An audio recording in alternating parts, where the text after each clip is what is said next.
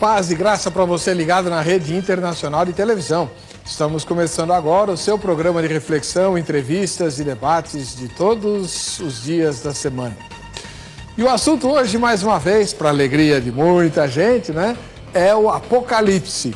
Pois é, muitos, praticamente a imensa maioria dos cristãos, concorda que estamos avançando rapidamente para os tempos do fim.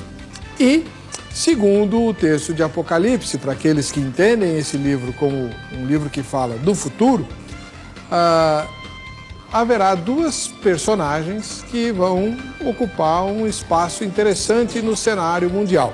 Não são o anticristo e falso profeta, também ocuparão um espaço especial, né, no Apocalipse. São as duas bestas do Apocalipse, uma que sobe do mar, outra que sobe da terra e tal. Mas essas duas personagens que nós vamos discutir hoje são chamadas de duas testemunhas. Duas figuras que vão aparecer enfrentando o poder do anticristo e do falso profeta, denunciando-os como operadores do poder das trevas, do poder do dragão, anunciando o evangelho de Cristo e vão ser martirizadas em público, vão morrer nas mãos do anticristo.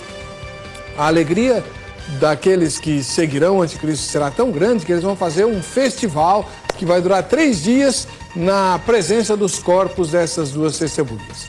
E aí, ao final dos 3 dias, eles ressuscitarão, né, diante dos olhos de todos, né, e vão ser levados para os céus. É uma das cenas vibrantes, entre tantas outras cenas vibrantes que o livro do Apocalipse narra. A questão é que o livro não identifica as duas testemunhas. Diz apenas que eles têm poder para cerrar os céus a fim de que não chova, movimentar as águas, enfim.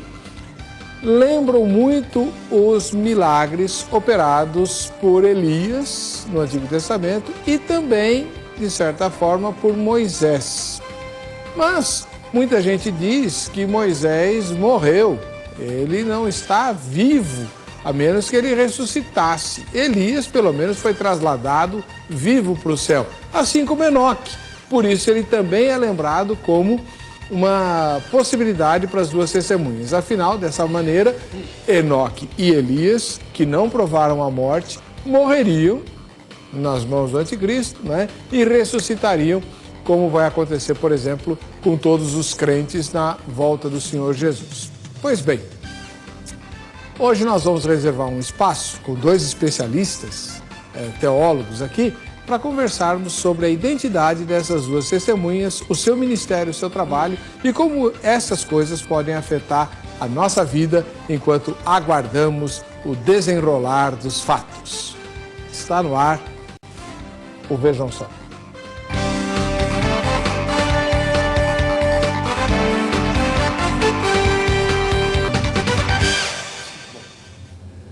Olá, estamos começando mais uma edição do programa Vejam Só.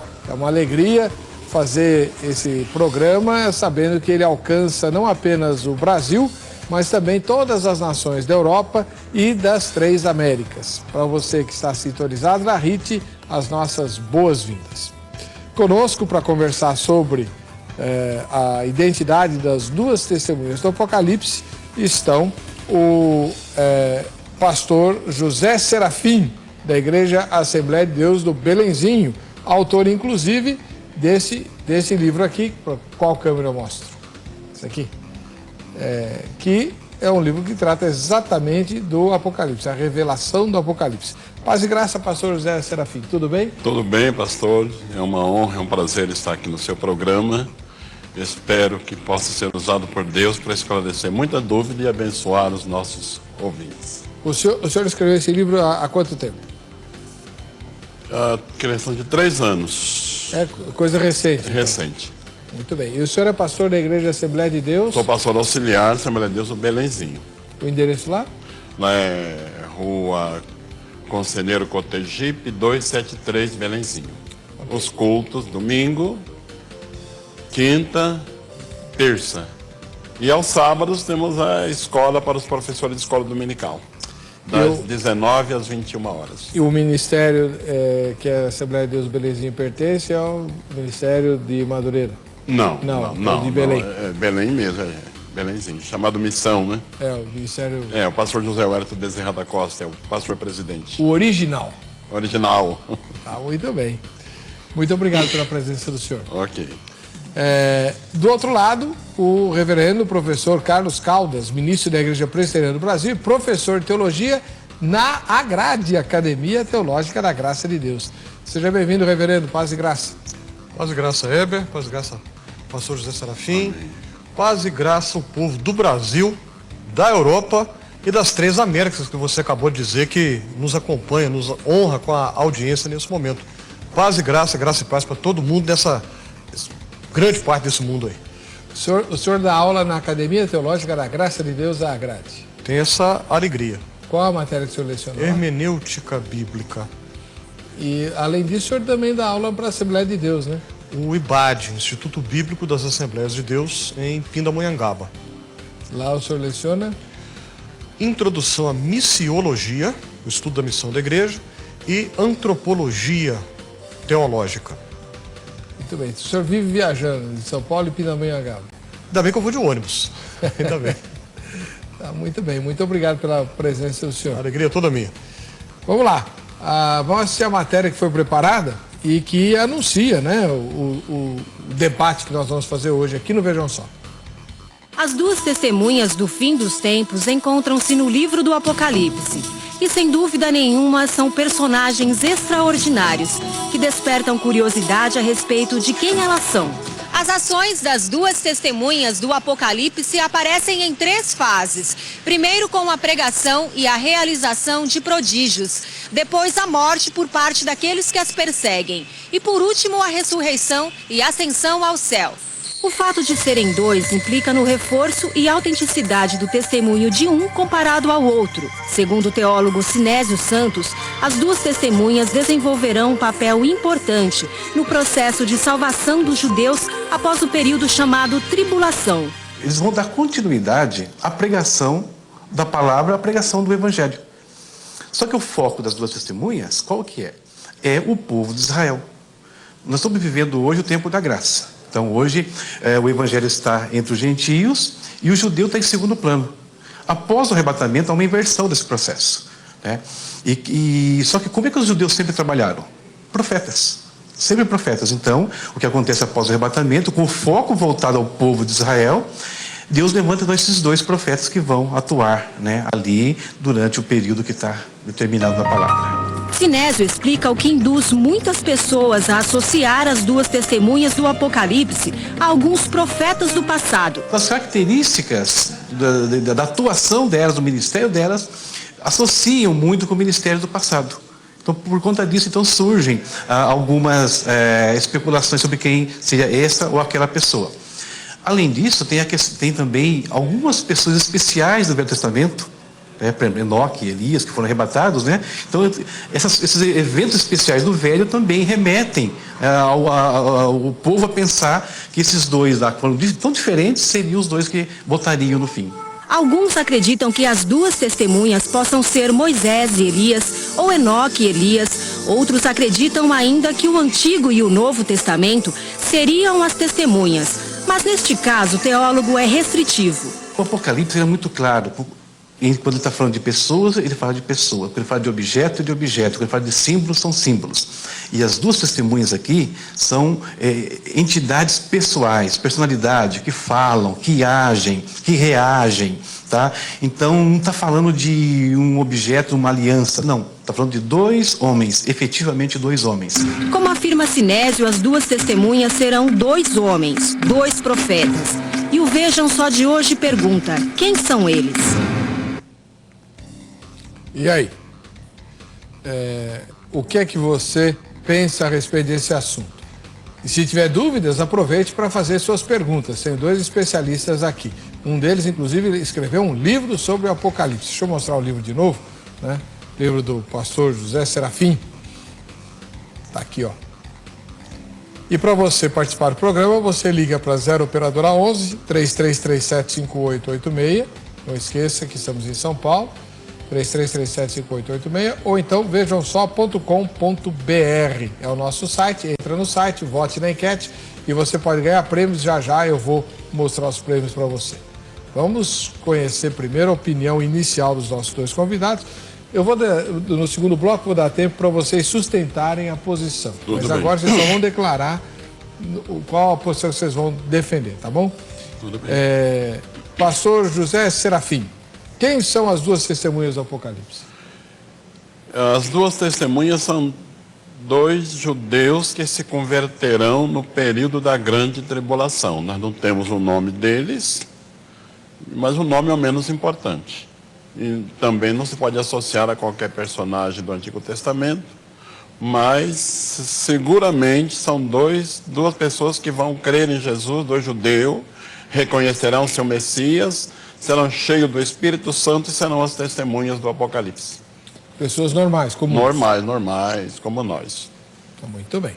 Vamos ouvir agora a opinião do reverendo professor Carlos Caldas, ministro da Igreja Presbiteriana do Brasil, professor de teologia, inclusive na Agrade. Antes de dizer o que eu penso a respeito, eu quero falar uma outra coisa. O que eu quero dizer é o seguinte, especialmente para quem nos acompanha.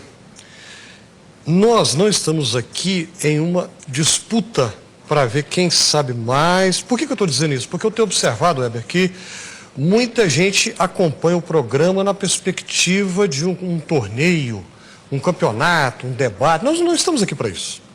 Nós estamos aqui para provar quem sabe mais, quem ganhou. É muito comum as pessoas dizem, fulano ganhou. Não estamos aqui para isso. A perspectiva não é essa.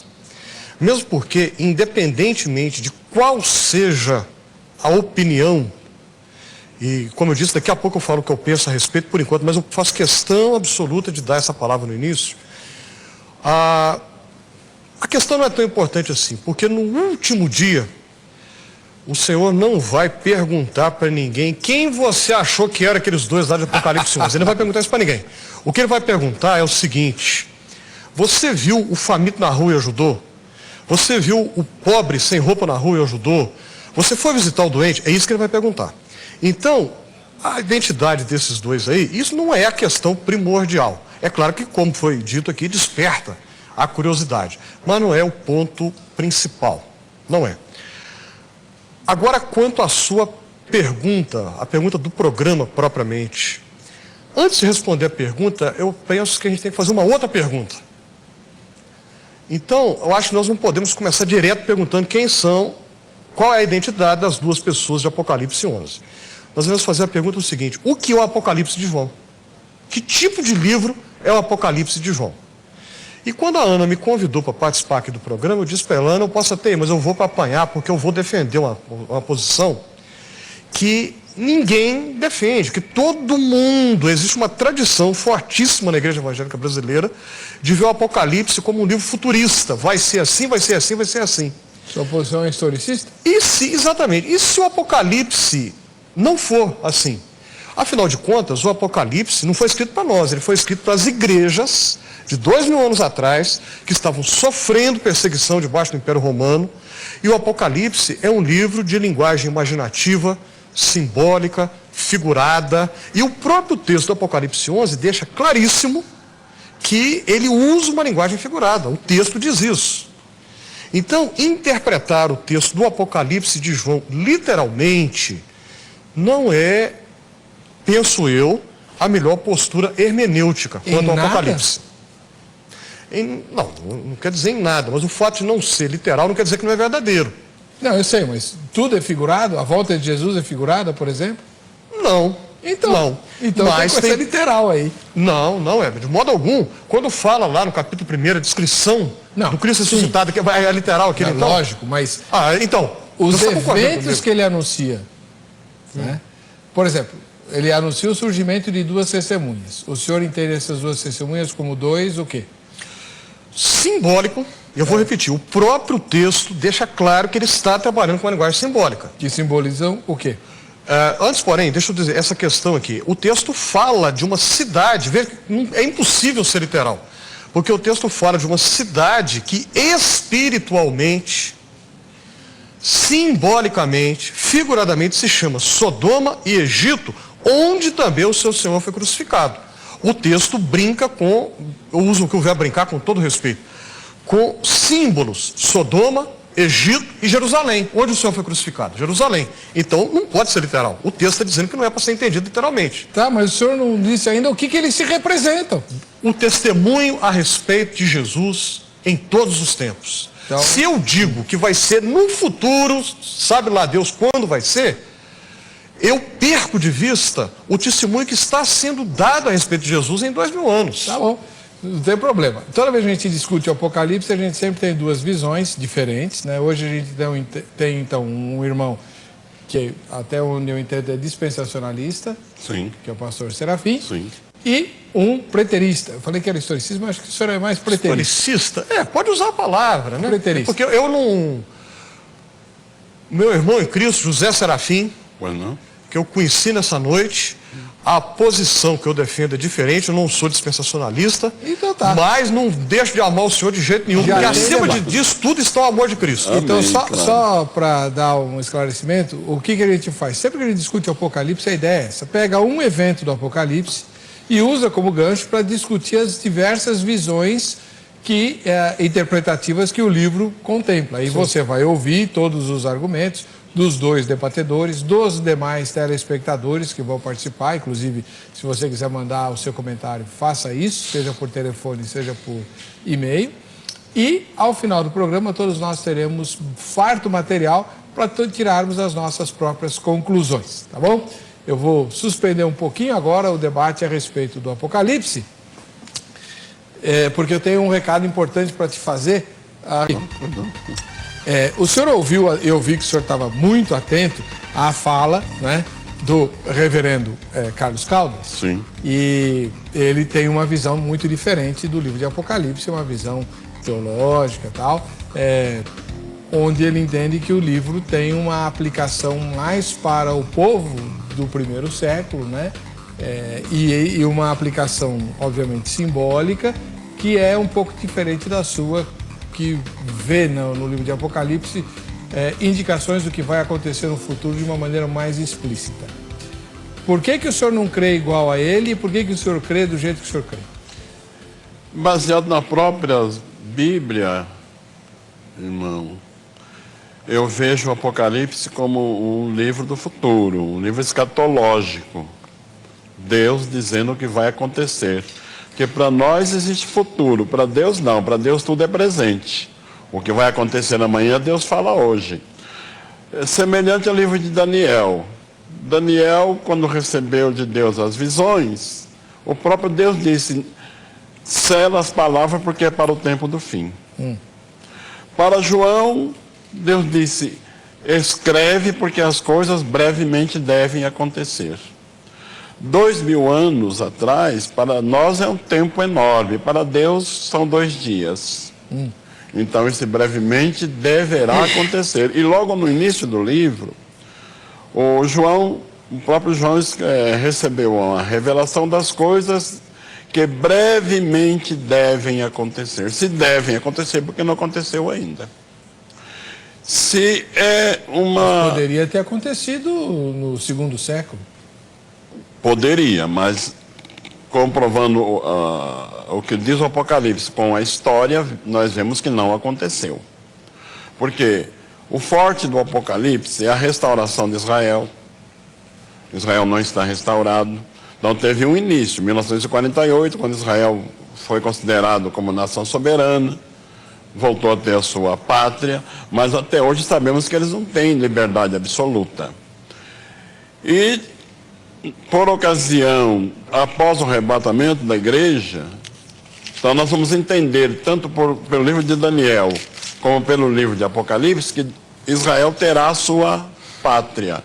O anticristo, bem disfarçado, vai conseguir enganar eles por algum tempo, até que eles percebam que ele não é o verdadeiro Messias, quando virá o tempo da angústia para Jacó. Nessa época a igreja não estará aqui. E é justamente a época que as 2 testemunhas estarão no cenário. Então, para o senhor, o Apocalipse é necessariamente futurista. Futurista. Tá bom. Professor Carlos Caldas. Presente. A gente entendeu bem o aspecto do Apocalipse como sendo um livro voltado para aquele momento das 7 igrejas, né? As 7 igrejas para os quais o livro é dedicado, etc. Agora, como é que a gente vê o livro de Daniel? Ele também é só para aquele momento? Ou o livro de Daniel, que lembra muito o Apocalipse e vice-versa, tem aspectos do futuro? Ok. Antes de comentar sobre Daniel... Não, deixa eu falar sobre Daniel primeiro, depois eu volto à questão do Apocalipse, que é a sua pergunta, né? Na tradição judaica, Daniel não é um livro profético. Na tradição judaica, Daniel, porque a Bíblia hebraica é dividida, tem uma divisão tríplice. A lei, os profetas e os escritos. O que são os escritos? Pode soar simplista quem escutar, mas os escritos, eles consideram o que não é nem lei nem profetas. E Daniel está exatamente lá. A tradição de pensar que Daniel é profético vem da Septuaginta, os tradutores que traduziram, os eruditos que traduziram a Bíblia do hebraico para o grego 200 e poucos anos antes de Jesus nascer. Porque eles viram, mas isso aqui está falando do futuro, então não pode ficar aqui nesse lugar, vão tirar. Eles tiram e mudam a ordem, a sequência dos livros. Esse índice dos livros do Antigo Testamento que nós usamos vem da Septuaginta, não vem da tradição da Bíblia hebraica. Os nomes dos livros também. Os nomes dos livros, a posição dos livros, isso parece que é uma coisa simplesinha, mas a implicação é muito grande. Ainda puseram ele como profeta maior. Ainda puseram como maior. Eu lembro quando eu era criança, eu perguntava, por que é maior e o outro é menor? Porque o maior é grande e o menor é pequeno. Eu nunca entendi isso. A resposta que me foi dada era essa. Eu também, mas eu não... Aí eu fui olhar o índice, aí eu vi que, por exemplo, Oséias é maior do que Daniel. Mas como é que Oséias tem mais capítulos e ele é menor? Ninguém soube me responder. E não vai saber mesmo. Anos depois é que eu vim entender. Daniel, esse tipo de literatura chamada apocalíptica, que tem a ver com o Apocalipse de João, nosso querido livro do Apocalipse de João, tem a ver com a segunda metade do Daniel, tem a ver com trechos nos evangelhos, tem a ver com trechos, até mesmo em Romanos, quando Paulo diz assim, o Senhor em breve esmagará Satanás debaixo de vossos pés. O que é isso? Isso é literatura apocalíptica. É um trecho dentro de Romanos, pequenino, mas tem toda, me permito usar aqui entre aspas, cara da literatura apocalíptica. É uma literatura que tem características próprias, tem um estilo próprio, tem uma gramática própria, e o senso comum tem a tradição antiga de interpretar a literatura apocalíptica como preditiva, vai ser assim, assim, assim, assim. Mas a literatura apocalíptica, Heber, ela faz uma revisão da história. Quando que a literatura apocalíptica acontece?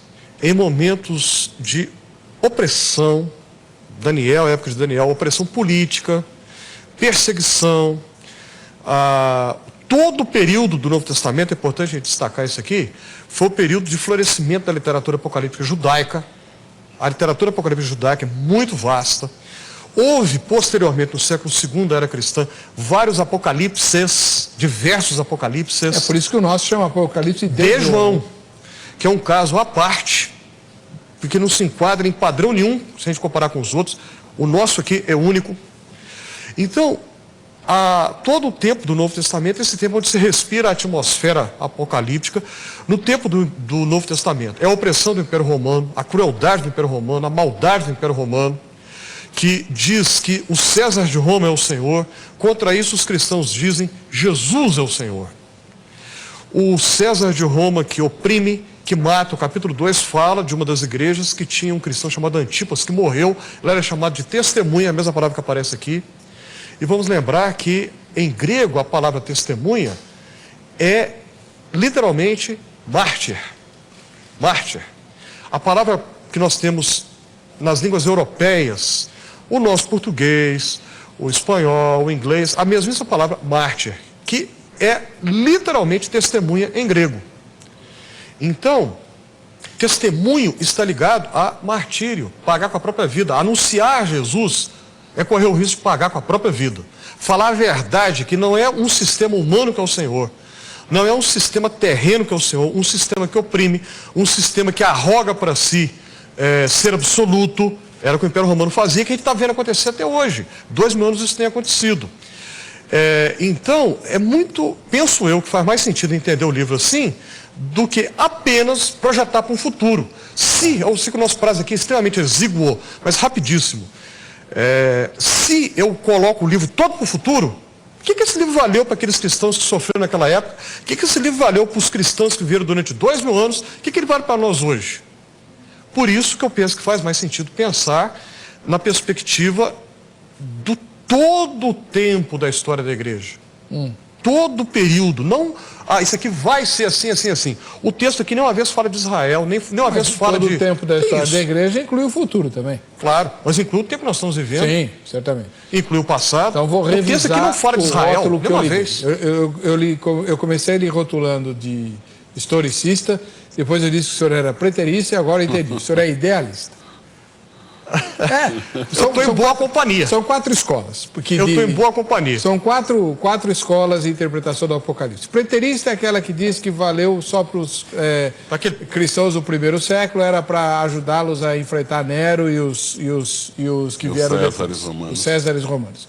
O historicista é aquele, por exemplo, a interpretação da Igreja Adventista do Sétimo Dia é historicista. Eles entendem que o Apocalipse é um resumo de toda a história. Ao longo da história. Ao longo da história, tanto é que a maioria das profecias do Apocalipse já se cumpriu, com a Revolução Russa e uma porção de outras coisas. A futurista é aquela do pastor José Serafim. O Apocalipse vai ser assim, uma projeção, desvendar dos últimos momentos da história do universo. Exatamente. É tudo no futuro. Então, nada para o passado, nada para agora, presente. Né? Mas é tudo para o futuro. E o idealista é uma reunião de todas as 4, né?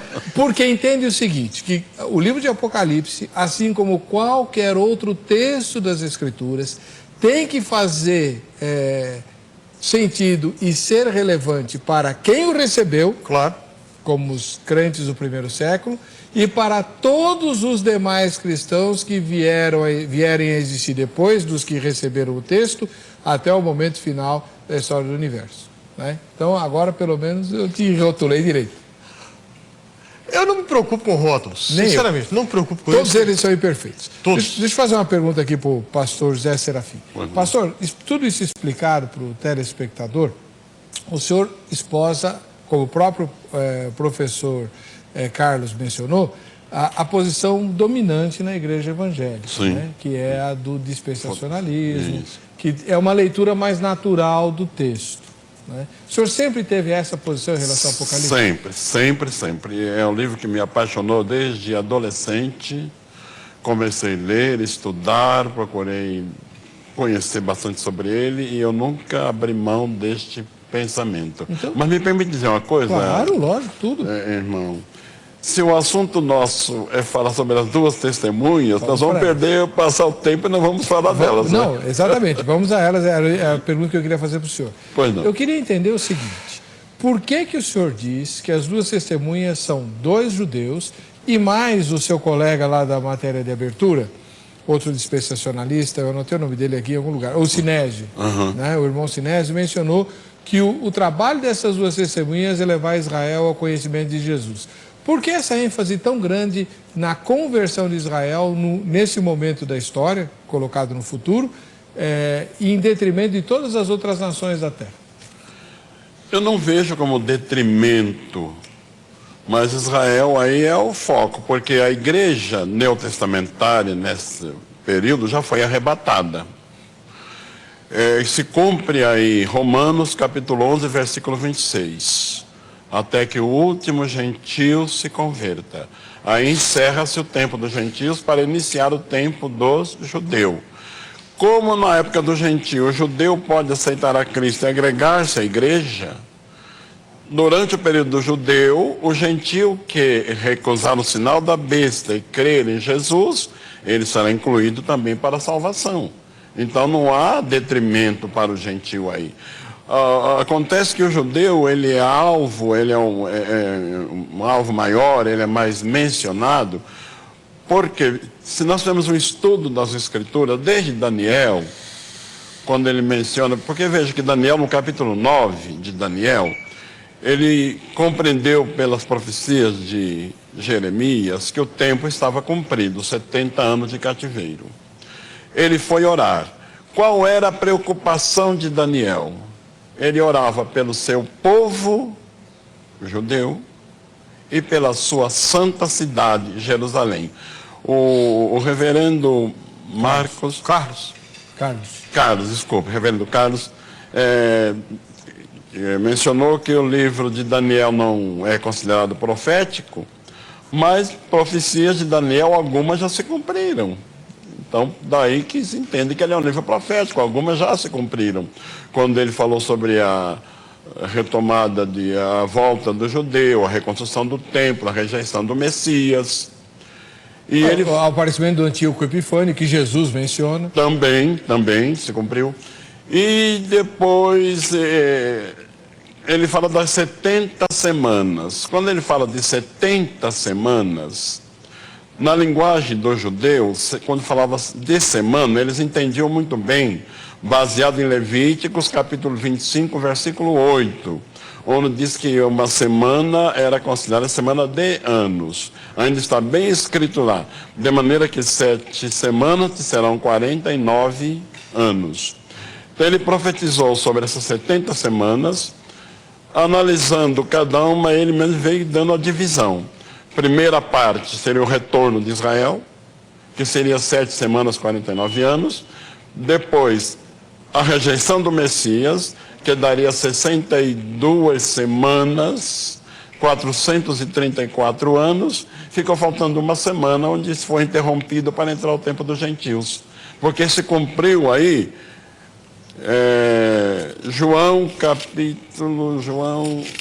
capítulo 1, versículos 11 e 12. Ele veio para que era seu, mas os seus não o receberam. E a todos que receberam, deles o direito de serem chamados filhos de Deus.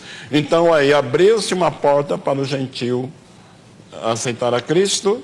E daí então agora nós estamos vivendo o tempo dos gentios até que a igreja seja arrebatada. Então, o arrebatamento da igreja marca o encerramento do tempo dos gentios? Perfeitamente. É isso? Exatamente, isso mesmo. Tá bom.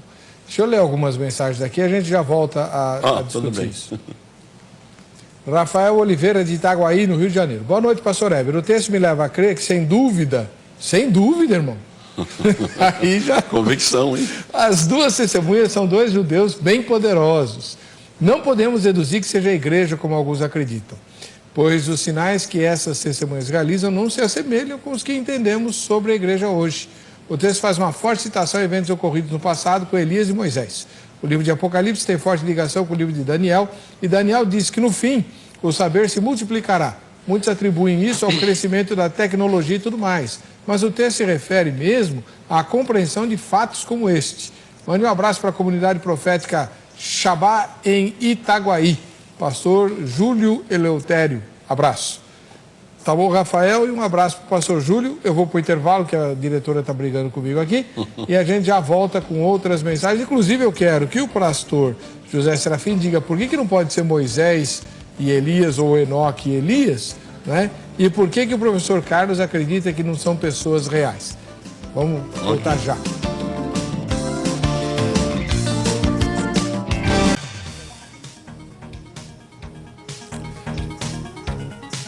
Muito bem, voltando com o programa Vejam Só, hora de eu mandar o meu ósculo santo, que é a minha saudação, né? Saudação que o apóstolo Paulo coloca nas suas epístolas. Ósculo, para quem não sabe, é um beijo, né? Então, o ósculo santo é um beijo santo, beijo fraterno, né? E eu fiquei devendo ontem, o ósculo santo vai para Letícia e o Paulo Sérgio. A Letícia e o Paulo Sérgio moram em Palmas, capital do Tocantins, onde eu estive o fim de semana, dando um curso relâmpago lá, sobre leitura da Bíblia. E a Letícia trabalha no Shopping Palmas. Me atendeu muito bem e foi uma alegria conhecer essa irmãzinha em Cristo. E o esposo dela é o Paulo Sérgio. Então, ósculo santo para vocês. E hoje eu conheci aqui em São Paulo a Daiane, que trabalha aqui pertinho de onde a gente está. cujo marido é o Vanderlei, né? Então prometi para eles também um ósculo santo, Daiane e Vanderlei. A Daiane é da Igreja Internacional da Graça de Deus, né? Ao qual a RIT está vinculada. Muito bem. A nossa equipe de reportagem foi perguntar para as pessoas quem elas acham que são as duas testemunhas do Apocalipse. Vamos ver. Você sabe quem são as duas testemunhas do Apocalipse? Não. Conheço muito pouco. Ah, não sei. Eu acredito que seja ou Elias ou João. A própria palavra de Deus. O Velho Testamento e o Novo Testamento. São as duas testemunhas. Olha, tem várias pessoas dizendo exatamente isso que o povo acabou de dizer. Tanto falando do Novo Testamento e o Velho, quanto também de Moisés e Elias. Por exemplo, o Sandro José, aqui de São Paulo, ele pertence à obra missionária chamada da meia-noite. Ele diz assim: Enoque e Elias não morreram e não são profetas desta dispensação. Como poderia ser Moisés uma das testemunhas se este não ressuscitou? E se houvesse ressuscitado, que razão haveria ter que morrer de novo? O Novo Testamento diz que haverá a restauração do reino a Israel, e isso se dará com a vinda do profeta Elias. E aí ele cita vários textos, né? E Malaquias 4:5, mas não confundir com Malaquias 3:1. Né? Bom, já que o Sandro José também é dispensacionalista, eu vou começar com o senhor. Pastor José Serafim, por que não pode ser Moisés e Elias ou Enoque e Elias? Não pode ser Moisés, porque Moisés morreu. Deuteronômio capítulo 34 fala da morte de Moisés. Ele morreu, Deus o sepultou. Hebreus capítulo 9, verso 27, está escrito que a todo homem está ordenado morrer uma vez. Fazer Moisés morrer 2 vezes seria injustiça, né? Ué, mas Lázaro não morreu 2 vezes? Não, aí é outra situação. Por quê? Ele ressuscitou, Jesus o ressuscitou, atendendo o pedido das irmãs. Não foi só Lázaro, teve outros que morreram 2 vezes.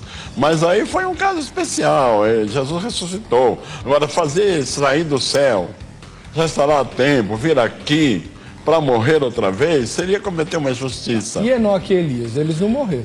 Está escrito em Hebreus capítulo 11, versículo 5, que Deus arrebatou Enoque para não provar a morte, visto que antes da sua trasladação alcançou o testemunho de que agradara a Deus. Se Deus não quis que ele provasse a morte, Deus não se arrependeu, ele continua não querendo. O caso de Elias, Deus o arrebatou, tanto ele como Enoque vivos, nós vemos eles como uma figura dos crentes que estarão vivos por ocasião do arrebatamento, que também não morrerão. Está escrito em 1 Coríntios, capítulo 15, versos 51 a 54. E 1 Tessalonicenses, capítulo 4, versos 13 a 18.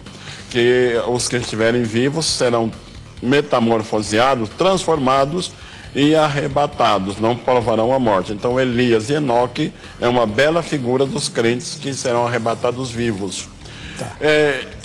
A respeito de que Elias deveria vir, o irmão citou Zacarias 4, versículo 5. Lá em Mateus capítulo 11, versículo 14, Jesus disse: se quereis saber, Elias já veio. E se referia a João Batista. Sim. Então, Elias veio na pessoa de João Batista. O importante não é a pessoa, mas é o ministério. João veio exercendo o ministério de Elias. Não é necessariamente a pessoa de Elias. Ele já subiu, já está no céu. Então veio um outro cumprindo o seu ministério. Com relação a 2 testemunhas também, irmão, lá no livro de Zacarias, capítulo 4, também havia 2 testemunhas naquele tempo de aflição para o povo, quando eles estavam sendo repatriados na reconstrução do templo e, enfim, na reconstrução da nação. Um tempo difícil, de angústia, de perseguição, mas tinha 2 homens considerados como 2 testemunhas, ungidos, tido como oliveiras, não é? Que era exatamente Zorobabel e Josué. O sacerdote. Josué o sumo sacerdote. Não o Josué Zorobabel, de Moisés. Não. Josué da época do retorno, Sim. da repatriação, né? O Josué é sumo sacerdote. E Zorobabel, que era o governador, era a autoridade civil. Certo. Então, é o mesmo caso das 2 testemunhas. Virão 2 homens que se converterão, serão cheios do Espírito Santo, farão sinais e prodígios que já foi feito no passado. Por isso que lembra um pouco Elias. Por isso que lembra, talvez seja isso que alguém acha que seja Moisés e seja Elias, por serem sinais semelhantes. Certo. Mas quem opera o sinal é o Espírito Santo, o homem é apenas o instrumento. Perfeito. Agora eu quero perguntar para o professor reverendo Carlos Caldas, por que ele não entende que sejam 2 pessoas? Não precisa ser Moisés e Elias, mas por que não podem ser, por exemplo, os judeus que o pastor Serafim está mencionando? Por que são símbolos da ação testemunhal, no caso seria o testemunhal do Evangelho da Igreja, não é isso que você falou? Por quê? Bom, veja bem, o texto aqui, em nenhum momento, não existe referência no texto a Israel, arrebatamento, o texto não fala disso. Dizer que o texto fala disso não é extrair do texto, é colocar dentro do texto.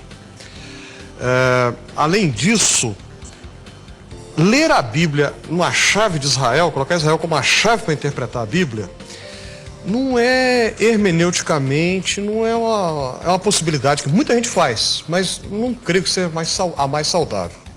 É preferível ler a Bíblia a partir da perspectiva de Jesus Cristo do que ler a Bíblia a partir da perspectiva de Israel. Então, vai ter que lembrar disso aqui para interpretar o Apocalipse. Outra coisa, Heber, que é o seguinte... por que isso aqui eu entendo que não é algo futurista? Por que não? A literatura apocalíptica é marcada, vou repetir, faço questão de repetir, por essa questão do simbólico, a linguagem figurada, usa muito a questão de símbolos numéricos, aritméticos. O Apocalipse, o tempo todo, tem referências a números. E é claro que os números têm um significado. Isso é uma coisa bem da mentalidade judaica, que o Novo Testamento se apropria disso. Mateus capítulo 1, a genealogia de Jesus, quando fala lá, 14, 14, 14. De Abraão a Davi, 14. De Davi até o desterro na Babilônia, 14. Do desterro da Babilônia até o Cristo, 14. E o Evangelho vai chamar Jesus de filho de Davi. Na nossa cultura, nós temos símbolos diferentes para números e letras. Mas na língua hebraica, na língua grega também não. Só tinha o alfabeto.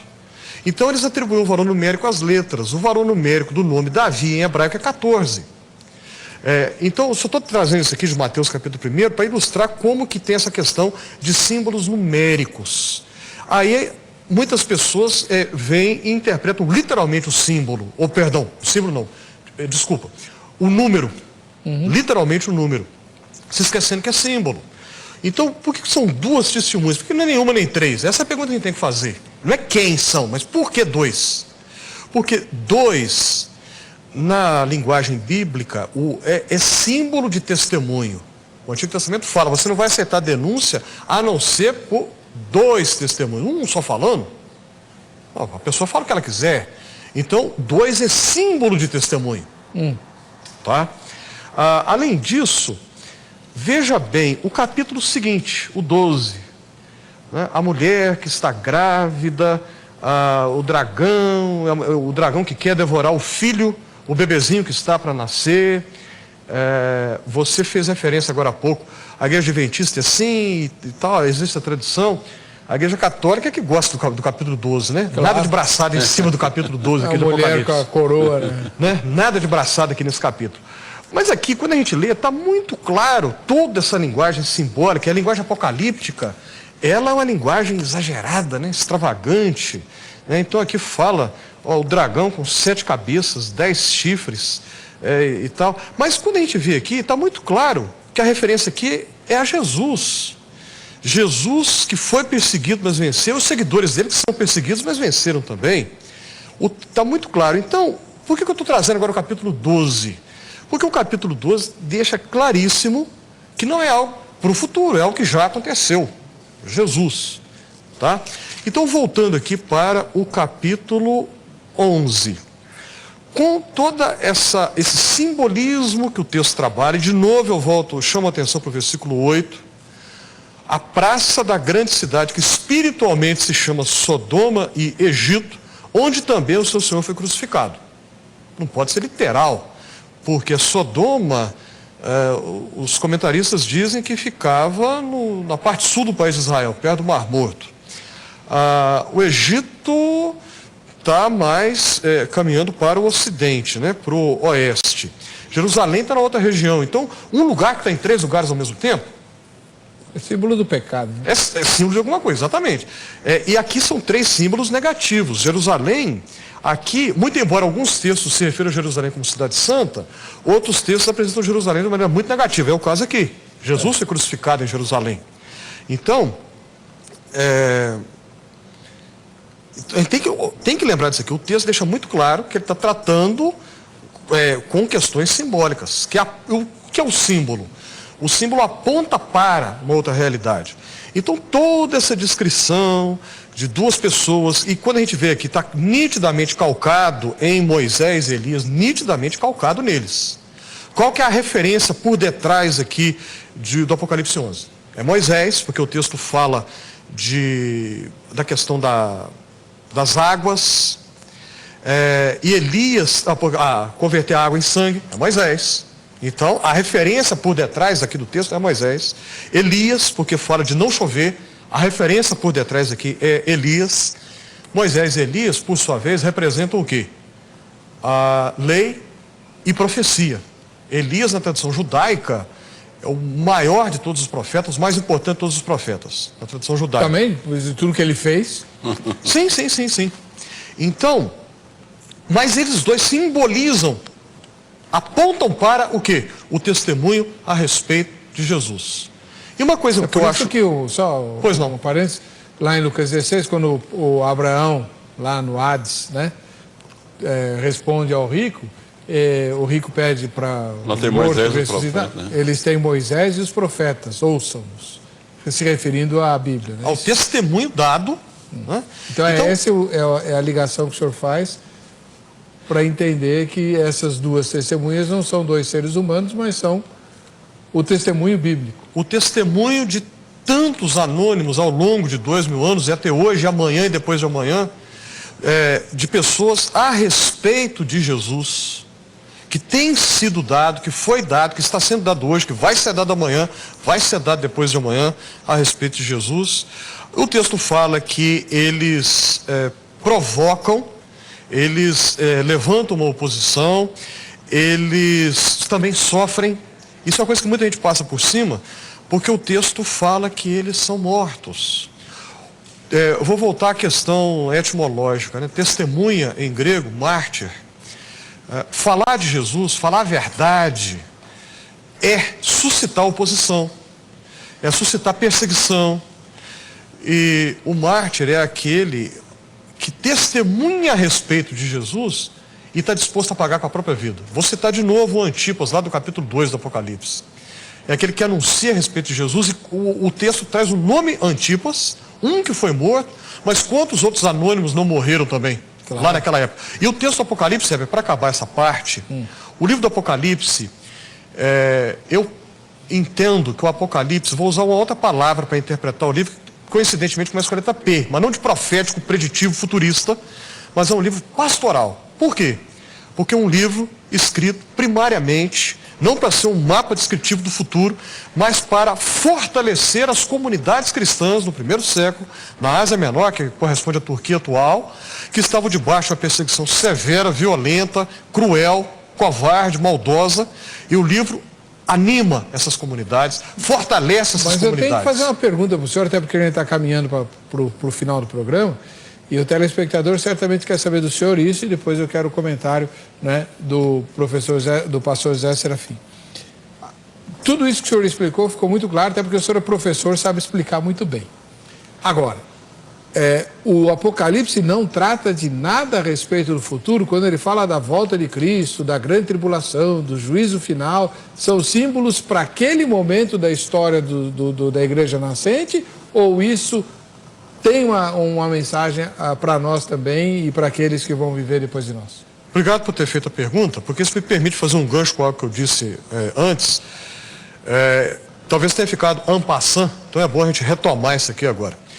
Uma marca da literatura apocalíptica, ao contrário do que geralmente se pensa por aí, que as pessoas ligam o Apocalipse, futuro, predição, vai ser assim, vai ser assim.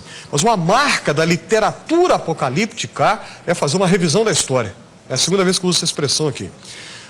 Uma revisão de toda a história, e aí tem um vislumbre, um olhar para o que ainda não aconteceu, mas qual é a perspectiva? Para dizer o seguinte: Deus está no controle. Parece que está tudo péssimo, parece que o mal está sendo vitorioso, os nossos irmãos aqui estão morrendo, o Antipas morreu, tudo vai de mal a pior. Os cristãos que hoje, no nosso tempo, no Iraque, no Egito, na Nigéria, no Sudão do Norte, viram agora Sudão do Norte, Sudão do Sul, no Paquistão, nós aqui no Brasil temos liberdade, nós não sabemos o que é isso. Eles lá morrem por testemunhar a respeito de Jesus. Parece que não tem saída. Aí o Apocalipse, né, o quinto selo: Senhor, até quando tu vais ver tudo isso e não vais fazer nada? Mas o Apocalipse, ao fazer a revisão da história, aponta para o futuro para dizer: o Senhor está no comando. Calma, tudo vai dar certo.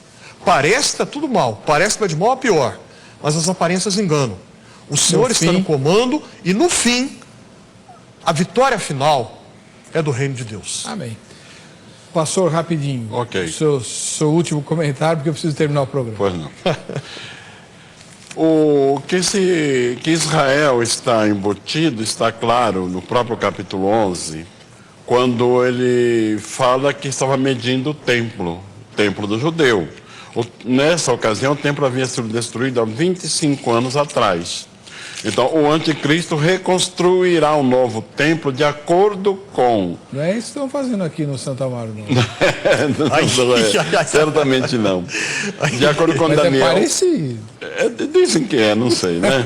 Não ponho muita mão no fogo. Mas Daniel 9:27, ele fará um concerto com muitos por uma semana. E na metade da semana ele quebrará esse concerto. Então, e ainda São Paulo fala em 1 Tessalonicenses, capítulo 2, que ele se assentará no templo de Deus. 2 Tessalonicenses. Obrigado. No templo de Deus, parecendo Deus, querendo ser Deus. Que templo ele vai se assentar se o templo, na época de Paulo, já tinha sido destruído? Certo. Então é um templo que será reconstruído, portanto Israel está inserido. Tá bom. Mas somente uma lembrança, não pode ser objeto, como alguém diz no Novo e Velho Testamento, porque eles morrerão. E a palavra de Deus nunca vai morrer. Tá bom. Vamos lá. Eu estou recebendo aqui o resultado da nossa enquete, que nem deu tempo de eu pôr no ar, mas você que ligou ou entrou no site, você viu, né? A enquete é a seguinte: para você, quem são as duas testemunhas do Apocalipse? 41% responderam que são duas pessoas cujos nomes não foram revelados. Em segundo lugar, ao empate. 18% votaram em Moisés e Elias e 18% também votaram em Enoque e Elias. Depois vem, com 11%, duas instituições simbolizadas pelas testemunhas. Perdão, essa foi a que ficou em último lugar. Com 12% nenhuma das anteriores, tá? Deixa eu fazer o sorteio rapidinho que eu preciso entregar o sinal. Muito obrigado aos meus dois debatedores, professor Carlos, pastor José Serafim. Eu que agradeço. E o contato dos dois está no site vejamsó.com.br. Entra lá na aba Contatos, você tem o link para falar com eles, convidar, né, mandar oferta, enfim, tirar dúvidas, fazer o que você quiser, eles estão à disposição de vocês, tá bem? Vamos ao sorteio, vamos ver quem é que vai levar a camiseta da Academia Teológica da Graça de Deus, a Grade. Soraya Brito dos Santos, de Itapetinga, lá na Bahia. Parabéns, Soraya. Para você que fica com a gente, que fica com a RIT, a paz e a graça de Jesus. Nos encontramos no próximo Vejam Só.